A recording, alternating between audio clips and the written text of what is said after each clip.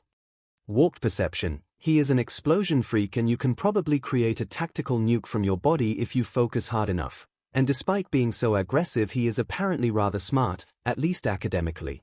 Warped perception. Tame that explosion, Yaromomo. Warped perception. Tame it. Mad scientist, can I join as well? Explosions are super cool. We could blow up so many things together. Bakugu's explosion resistance, my genius, and Momo's money and item printing ability. Mad scientist, also whose surname do we take? 𝐒𝐿, you know you probably broke her. She hasn't written anything for 15 minutes. 𝐒𝐿, there is a limit to teasing. Warped perception. Plus ultra. Creative spirit, please, stop defiling our school's motto like that. 𝐒𝐿, ignore motto, stop defiling your Momo like that. Warped perception. Another ship detected, I can feel my love sense tingling. 𝐒𝐿, at Mindhack, do you remember that talk about you murdering nasty women? Mindhack, yes, but I'll deny it if police or heroes come asking. 𝐒𝐿, I need some tips. Vampire at Warped perception. Run gravity go. Oh dear, tomorrow's school is going to be super awkward.